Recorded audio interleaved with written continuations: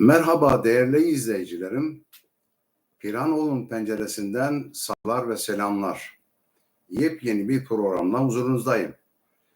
Bu programımızda, çalışmamızda gündüz kuşakları ve akşam kuşakları televizyonlarda yayınlanmakta olan mafya, yasaklı madde, şiddet, cinsellik, müstehcenliği içeren dizilerin kötü etkileri, çocuklarımızı nasıl koruyacağız, gençlerimizi bu zararlı olan görüntülerden nasıl koruyacağız? Uzmanlar bu konuya ne diyorlar? Bu konuyu ele almaya çalışacağım. Evet, bu konu üzerinde yorum yapacağız. Sizlerden sorularınızı bekliyorum ve özellikle yorumlarınızı bekliyorum. Evet, değerli izleyiciler, gündüz kuşağı dediğimiz televizyon programları var. Akşam kuşakları var, bir de gündüz kuşakları var. Genellikle gündüz kuşakları öğleden önce ve öğleden sonraki kuşaklarda çeşitli konular ele alınıyor. Özellikle aile içi şiddet, aile içerisindeki karı koca ilişkilerin olumsuzlukları, işte çocuklara yansımaları, nafaka davaları, boşanmalar, kadın dövmeler, erkek tarafından dövülen kadınlar, erkek ve kadın arasında ayrılmış olup ayrılmış gibi görünüp ama ayrılmadan başka evlilikler yapan konuları içeren gündüz kuşaklarını seyrediyoruz, görüyoruz, gözlemliyoruz. Evet, burada baktığınız zaman aslında bu programların toplumsal yapımızın çürümüşlüğünü gösteriyor. Aynı zamanda toplumumuzu bekleyen tehlikeler gösteriyor. Ailemizin ne kadar olumsuz etkilendiğini görüyoruz. Yani Türk ve Müslüman aile yapısı nasıl bu hale geldi deme noktasına geldik. Öyle bir duruma gelmiş ki işte kadın diyelim ki kocasından şiddet görmüş, ondan sonra ayrılmış gitmiş ya da kaçmış, başka bir erkekle ilişkiye girmiş, orada nikahsız bir ilişkiye girmiş ya da imam nikahı başlığı altında bir birliktelik oluşturmuşlar. Bir bakıyorsunuz ki koca eşinden ayrılmış gitmiş, yuvasını çocuklarını terk etmiş, o da başka yabancı işte böyle geçici nikah veya imam nikahı başlığı altında o da başka bir bayanla birliktelik yaşıyor. Bunlar ne kadar normal sizce? Bütün anormallikler artık normalleşmeye başladı günümüzde. Maalesef aile yapımız çatırdıyor. Aile yapımız bozuluyor. Sürekli bir dejenerasyon yaşıyoruz. Ve o kuşaklarda, gündüz kuşaklarında gördüğümüz, öğrendiğimiz kadarıyla gerçekten de çok büyük sorunlar yaşıyoruz. Ailenin içerisindeki manevi değerler, ahlaki değerler yok olmuş gitmiş. Maddiyat üzerinden davalar oluşuyor. Çıkar ve menfaat ilişkileri başlamış. İşte diyelim nafaka davaları oluyor. Bazen bakıyorsunuz ki miras davası, mal bölüşümünde eşler arasında ayrılmalar, çatışmalar yaşanıyor. Bakıyorsunuz işte sosyal bir takım etkileşimlerden kaynaklanan karı koca arasındaki geçimsizlikler şiddete dönüşüyor ve öldürmeler ve cinayetler yaşanıyor. 2023 yılında 438 kadın cinayeti meydana gelmiş.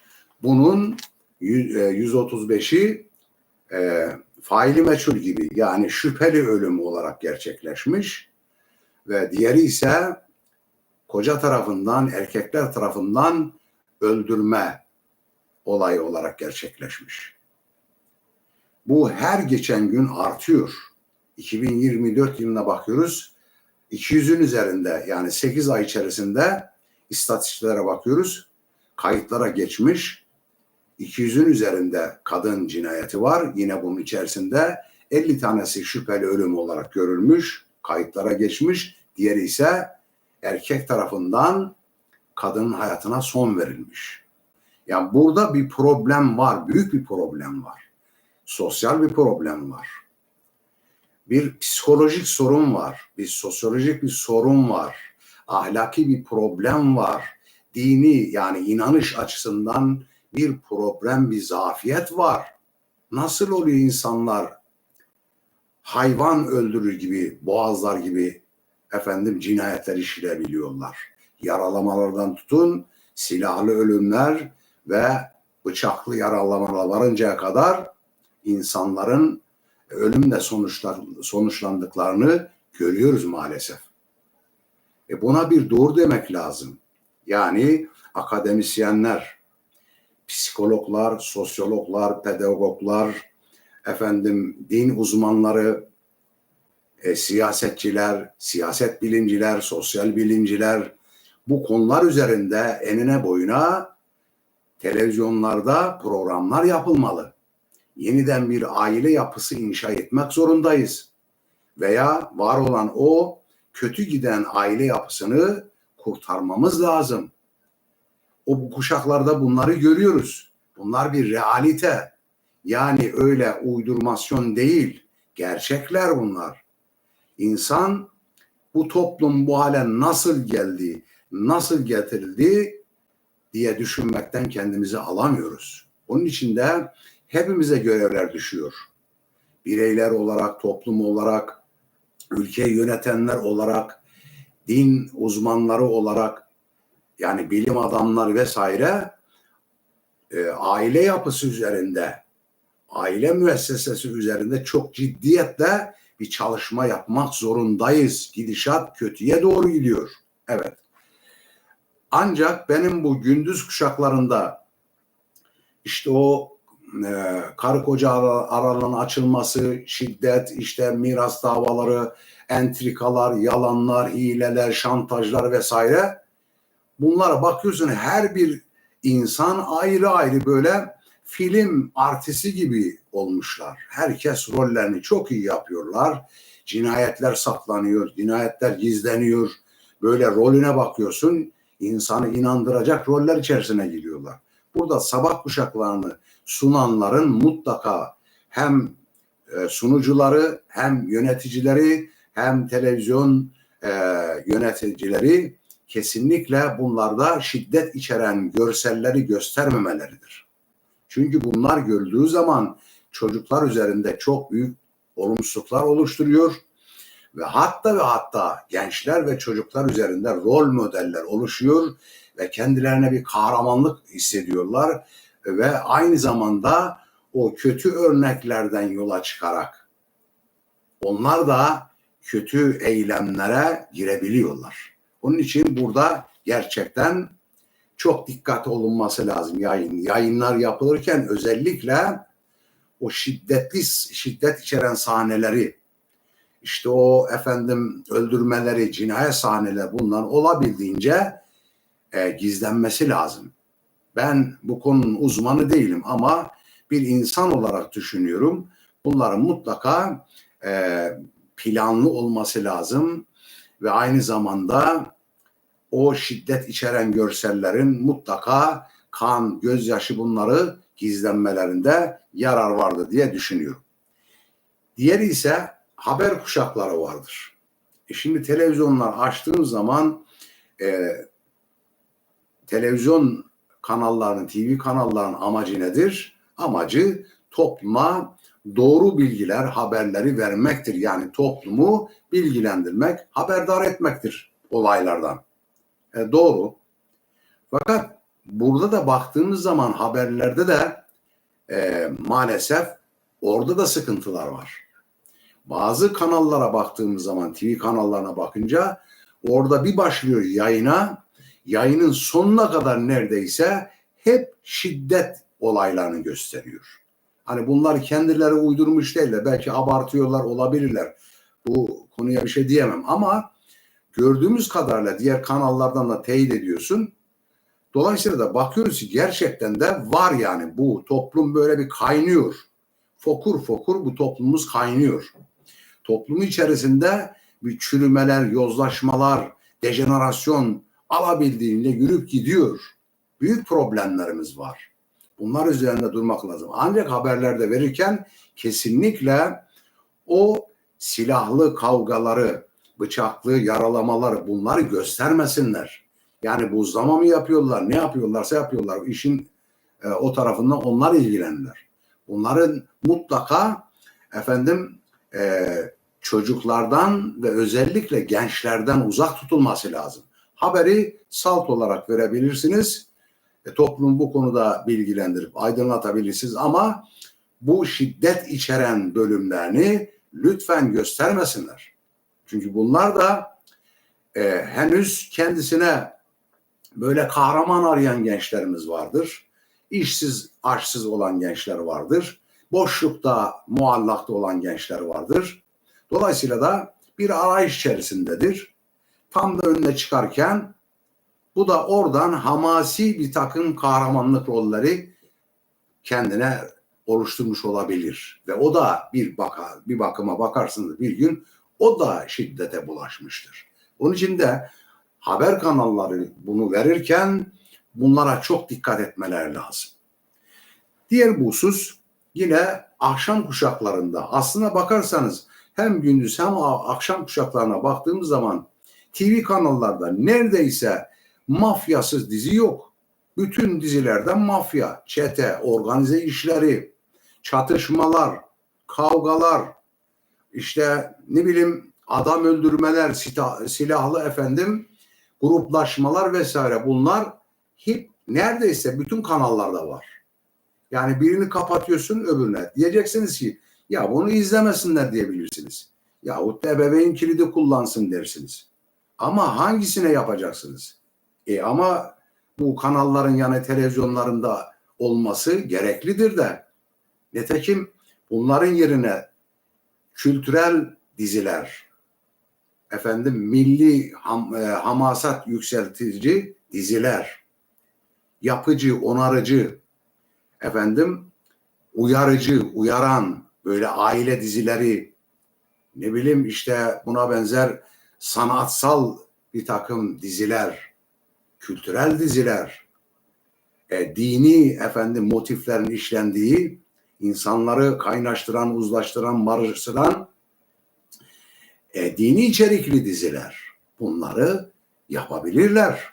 Nitekim buradan başlayıp da bozulmuş olan aile yapısı, bozulmuş olan o toplum efendim düzenini tekrar düzeltme yoluna gidebiliriz. O nedenle de bir bakıyorsun ki mafya dizileri var. Yani o mafya dizinin içerisinde hem şiddet var, silah var, bıçak var, yaralama var, öldürme var, cinayet var. Aynı zamanda yasaklı maddeler alışverişi var. Yasaklı maddelerin alışverişi var. Organize işler var. Bir takım organize çeteler oluşmuş veya var. Şimdi bunları gösteriyorlar. Neden bunu gösteriliyor diyeceksiniz. Yani düşünelim hele, bir tartışalım. Niye bunu yapıyorlar? Algı mı oluşturuluyor? Bu şiddet içeren mafya, çete, yasaklı madde, organize işlerini içeren temalı efendim dizileri yayınlarken, oluştururken bir algı mı oluşturuluyor? Yoksa var olan olguyu mu yansıtıyorlar, ifşa ediyorlar? Bunları olabilir ama toplumun içerisinde bunlar da var. Çünkü diğer haber kanallarından öğrendiğimize göre gerçekten de böyle mafyatik yapılanmalar, çete yapılanmaları, organize şebekeler, organize suç örgütleri, buna benzer gibi şeyler olduklarını, yasaklı madde alışverişi yapan çeteler ve grupların olduklarını bir realite olarak biliyoruz. Nitekim dikkat ederseniz geçmişte bir dizi vardı. Neydi o? Hani bir şahsın şeyinde orada devleti ele geçirmek için çeteler oluşmuşlardı. devleti ele geçirmek için. Her biri vatanperverlik yarışmasına giriyorlar. Devlet benim diyor, ben devletim diyor. Orada efendim bir yapılaşma oluşuyor. Yani çeteleşme oluyor. Ve kim güçlüyse öbür çeteyi yeniyor. Ya da mafyatik, kirli işler yapan o grubu yeniyor. Bu sefer de devlet benim diyor. Buna benzer gibi ismini vermedim diziler oldu. Ve orada toplum bunu da izlerken öylesine hiç sorgulamadan izledi, dinledi. Hatta kimisi o diziler, yani o mafyatik diziler, siz onu anladınız. O mafyatik diziler efendim televizyon saatinde herkes televizyonuna kilitleniyordu. İzliyorlardı böyle. Niye? Hamaset var orada. Efendim kahramanlık öyküleri, çeteleşmeler. O diyor be devlet benim, bu diyor devlet benim. Ben güçlüyüm, her şey benim diye böyle yapılan diziler vardı. Ama toplum bunları hiç sorgulamadı. Peki bunlar neydi? Bu da geleceğe işaret eden o yapılaşmaları, işte bahsettiğimiz çeteleşme ya mafyalaşmaların bir alt zemini oluşmuş oluyordu. Bu gözlerden kaçıyor maalesef. Diğer başka yine şeyler var, diziler vardır ki bunlara da bakıyorsun. Burada da böyle efendim silahlar, çeşitli silahlar, otomatik, yarı otomatik tabancalar, silahlar vesaire. Bunlara da bakıyorsun, onlar da aynı. Yani dolayısıyla da anlatmak istediğim bu bir algı değil, var olan olgunun açığa çıkarılmasıdır.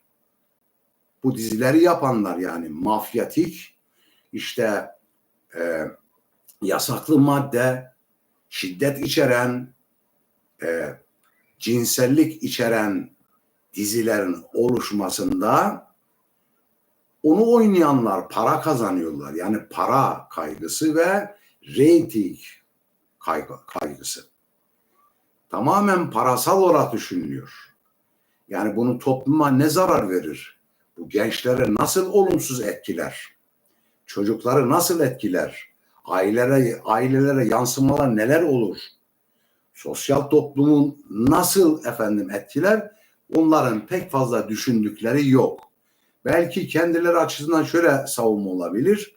Bu dizileri biz yaparken var olan bir gerçekten, olgudan yola çıktık. Kurgumuz gerçektir. Ama bizim amacımız burada toplumu uyarmaktır. Bu tür efendim olumsuz dizilere karşı, yapılaşmalara daha doğrusu karşı, çeteleşmelere, mafyalaşmalara karşı toplumu uyarmaktır derler. Zaten şiddet içeren diyor bir uyaran yapılıyor. Ama bu yeterli değil. Bu tür dizileri ne yapabilirsiniz? Siz sinemalarda yapabilirsiniz. Çünkü evin içerisinde televizyonlar var. Bütün TV kanalların tamamı evin içindedir. Dolayısıyla da bunları siz yapacaksanız yapın. Yani büyüklere yönelik yapıyorsanız yapın. Kendi iradelerinden izleyeceklerse izlesinler. Ama bunu evin içerisinde izlettiremezsiniz. Doğru değildir. Çünkü onlar çocuklar ve gençler üzerinde çok olumsuz etkiler oluşturuyorlar. Çünkü bu sarmala dönüşüyor. Yani bir taraftan yapılırken bunlar o izleyen çocuklar ve gençler orada kendilerine rol kahramanlarını buluyorlar ve kendilerine rol biçiyorlar.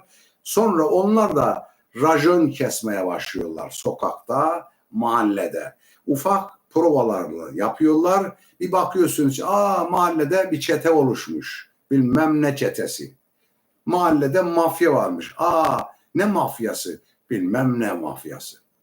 Böylesine. Onun için de bu dizi yapımcıları, dizi oynayıcıları ve televizyon yöneticileri kesinlikle bunlara dikkat etmeleri lazım. Toplum bu kadar serbest olmaması gerekir. Bu kadar ulu orta bazı şeylerin ifşa edilmesi de doğru değildir. Bunların yasal zeminleri vardır. Hukuk normları vardır. Oralardan geçirilmesi gerekir. Madem bildiğiniz varsa bu işlerle ilgili ciddi bilgileriniz varsa, somut bilgileriniz varsa o zaman kolluk güçlerine bildirin, adli güçlere bildirin. Oradan bunların hesaplarını görsünler. Evet. Burada RTÜK dediğimiz, yani televizyon radyo üst kurulu dediğimiz kurum da buna çok hassasiyet göstermeli. Bu tür dizilere fırsat vermemeli. Yayınlayanları cezalandırmalı. Şimdi onlarla belki kendilerine göre savunmalar olabilir. Ama biz toplumuz, biz bireyiz. Bizi olumsuz etkiliyor bu. Bu şiddet içeren insanların asapları bozuluyor, sinirleri bozuluyor. Efendim, toplumsal yapı bozuluyor, aile yapısı bozuluyor. Dolayısıyla da kesinlikle RTÜK de buna çok dikkat etmelidir. 4. madde ise savaş ve kahramanlık dizileri var.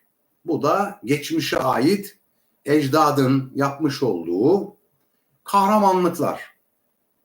Bunların mesela yayınlanma saatlerine de bakıyoruz. Bunlar da yine ya gündüz kuşağında var ya da akşam kuşaklarında var.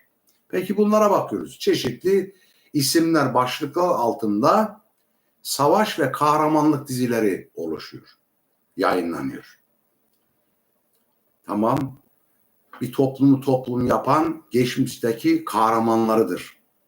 Elbette ki gençlerin ve çocukların geçmişteki atalarına özenmesi, yani atalarının o güzelliklerine, güzel duygularına, güzel eylemlerine, yani yapıcı, onarıcı güzelliklerini öğrenmesi gibi daha doğal bir şey olamaz. Geçmişten bağı koparamayız. Ama maalesef sanki orada daha başka işlenecek temalar yok mu?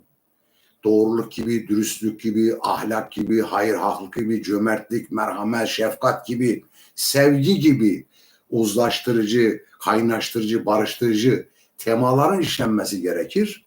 Ama bu kahramanlık dizilerinde de baktığımız zaman bunlar da çocuklar üzerinde olumsuz etkili yapıyor.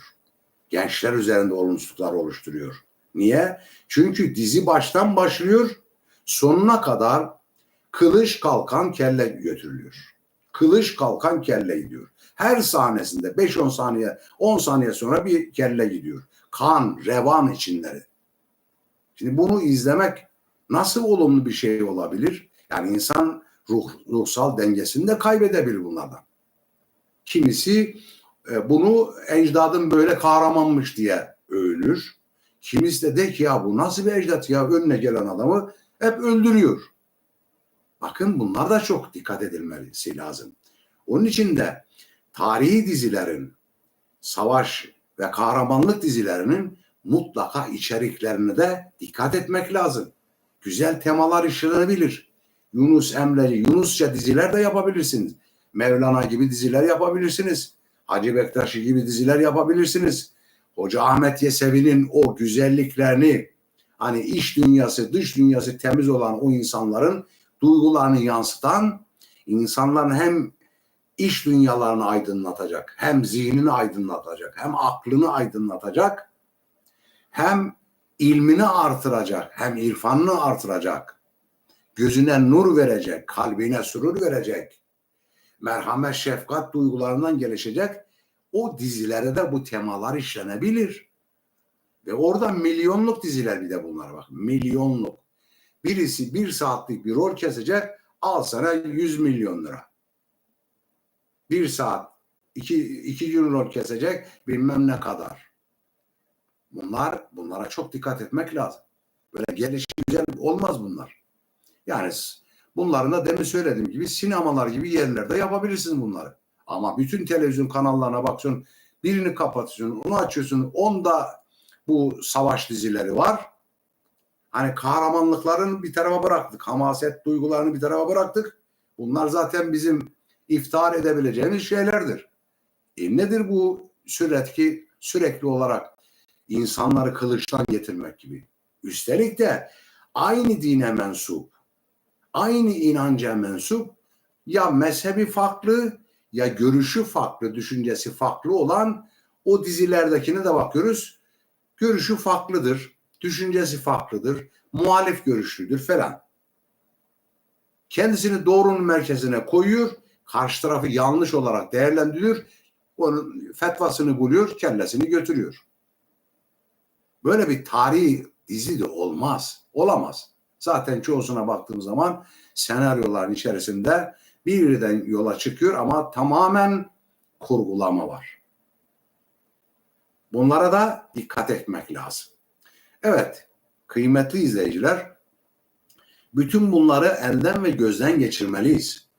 Toplum olarak, birey olarak, işte ülkeyi yöneten insanlar olarak, TV kanalların sorumluları olarak, TV yapımcıları olarak bütün bunları elden ve gözden geçirmeliyiz. Özellikle ilim adamlarına, bilim adamlarına, din adamlarına büyük iş düşüyor. Bunları anlatmalar lazım. Televizyon kanalları bu insanlara da yer vermeli. Onları çağırmalı. Gel bu konuları işleyelim diye. Yani toplumun mesela aile yapısını onaracak, olgunlaştıracak, güzelleştirecek neler yapabiliriz diye konunun uzmanlarını çağırıp kanallarda bunlardan bahsedilmeli. Haber kuşaklarına bakıyoruz, haber tartışma programlarına bakıyoruz. Baştan ayağa hiç olumlu bir şey görmüyoruz. Hep olumsuzluklar var. Bunlar herhalde olmayan şeyin söylenmesi değil, var olan olguların anlatılması. Onun için de her konuda çok hassas davranmalıyız. Evet, bir kısım önerilerim var. Bu önerileri sunduktan sonra programı sonlandıracağım. Evet, gerçek dizi yapımcıları ve gerekse televizyon yöneticileri dikkat etmesi gereken hususlar vardı ki özellikle aile yapısı, yani toplumu oluşturan ailedir. Milletin ana yapısı, altyapısı ailedir. Aile Bakanlığı, Sosyal Bakanlığı diye bakanlık var. Güzel. Bu konuda çalışmalar yapması lazım. Yani televizyonlarda işte o kan gaster filmlerinin, dizilerinin yahut da mafyatik ya da yasaklı madde satan, alışverişi yapan dizilerin yerine çıkıp orada uzmanlara aile yapımızı nasıl yeniden inşa edebiliriz? Eski o güzel aile yapısına oluşturabiliriz, müessesesini. Var olan yanlışları nasıl düzeltebiliriz? Neler yapabiliriz? Maddi manevi bunlar üzerinde programlar yapılmalıdır. Onun için de hem televizyon yöneticileri hem de aynı zamanda bakanlık olarak bu konu üzerinde çalışmalar yapılması gerekir. Sosyal bilimciler, psikologlar, pedagoglar, psikiyatrlar, evet burada çok psikik vakalar var. O dizilerin içerisinde bakıyorsunuz bunlar böyle kıran kıraat tuvalet içerisinde böyle tamamen insanı özendirecek bir giyim kuşam giymiş. Siyah gözlükler, işte kravatlar böyle falan. Kabadayı varı ama bir taraftan da böyle insanı imrendirecek, özendirecek roller. Genç ne yapar? Lan ben de böyle olayım falan diyebilecek duruma getiriyorlar. Bunlara da ne yapılması lazım? Bilim adamlarının uyarıcı görüşlerini, yorumlarını televizyonlarda bekliyoruz. Din adamları, Diyanet İşleri Başkanlığı bu konuda hutbeler, vaazlar yayınlamalı. Diyanet İşleri Başkanı televizyonlara çıkıp bu mafyatik dizilerden, çetelerden, organize iş oluşturan dizilerden olumsuzluklarını anlatmalı. Vaazlarda, hutbelerde, camilerde. Bir seferinden olmaz. Gerçekten çok ciddi sorunlarımız var. Yani bu konuda sosyal, toplumsal çürümüşlük artık dibe vurmaya başladı. Bunları gözden geçirmeliyiz. Rütük yöneticiler kesinlikle buna el atması lazım. Evet, millet onların vergilerini verirken bu insanlara, kurumlara bu işleri denetlesinler ve iyi bir şekilde yönetsinler diye, yanlış yapanları cezalandırsınlar diye maaşlarını vergilerden alıyorlar. Rütük de buna el atması lazım. Ve ülke yöneticileri duyarlı olması lazım. Hassasiyet göstermeleri lazım. düşmüşü başka başka dertlerin peşine. Hangi tarafımız tutarsan çürümüş, efendim bozulmuş, elimizden kaymaya başlamış her şey. Yöneticiler de lütfen bu konulara, bu bahsettiğim aile yapısı, gençlerimiz, çocuklarımız, bunlara eğitim, öğretim, bunlara çok ağırlık verilmesi lazım. Bir millet yücelişi ve yükselişi eğitime yapmış olduğu yatırımlarla ölçülür. Büyük yatırımlara ayrılması lazım. Her şeyden. Birçok şeyden tasarruf yapılmalı. Hatta gerekirse insanlar ekmeklerinden lokmalarını kısmalı ama eğitime yatırım yapılmalıdır. Maalesef bu konuda da yapamıyoruz. Ve adli olarak da bu konuda ne yapılması gerekiyor? Onlara da bir görev düşüyor. Bir bakıyorsunuz 20 sene önce işlenmiş olan cinayet ya kolluk güçleri tarafından iyice tetkik edilmemiş, olay yerinde inceleme yapılamamış, bir şekilde kapanmış gitmiş. 20 sene sonra cinayetler ortaya çıkıyor. İşte sabah kuşaklarında bunları da görüyoruz. 20 sene sonra cinayet ortaya çıkıyor. Dolayısıyla da demek ki bir yerlerde gerçekten büyük sıkıntılar var. Acizane olarak söylüyorum. Ülkeyi yönetenler olarak, ülkeyi yöneten insanlara diyorum. Psikologlara, pedagoglara, sosyologlara diyorum. İşin sorumlularına diyorum. Televizyon yöneticilerine diyorum. Sosyal medyacılara diyorum. Sesleniyoruz. Bir vatandaş olarak herkes elinden geleni bu konuda onarıcı, yapıcı, ıslah edici eylemlere girişmemiz lazım. Kıymetli kardeşlerim, bir ayetin mealiyle bitiriyorum. Enfal suresi 53'te Cenab-ı Hak buyuruyor ki bir toplum diyor kendi içerisinde bünyesinde bulunan nimetler vardır, değerler vardır. Ahlaki, erdemli değerlerdir. İşte cömertlik, hayır, haklı, şefkat, merhamet, adalet, insaf, vicdan gibi, fedakarlık gibi, vefalık gibi güzel değerler vardır. O toplum bunu değiştirirse Allah onları değiştirmez. Yani biz bunların o güzellikleri atmışız, yerine çirkinliklerinden hayatımızı doldurmaya, toplumsal ve sosyal hayatımızı çirkinliklerinden doldurmaya başlamışız. Evet, bekliyoruz ki Allah'ım sen bizi kurtar. Biz kendi elimizle kendimizi kurtarmak zorundayız. Çünkü Allah'ın koymuş olduğu yasalar vardır. O yasalara göre uygun davranılırsa tekrar o Allah tarafından sunulmuş olan nimetlere, o değerlere ulaşırız. Ama bir gayret sarf etmezsek bu değerlerden tamamen uzaklaşmış oluruz. Bir başkaki programda buluşmak üzere. Kıymetli kardeşlerim, ben içimden gelenleri anlatmaya çalıştım. Yorumlama ve size aittir değerli kardeşlerim. Bir başkaki programda buluşmak üzere, hoşça kalın.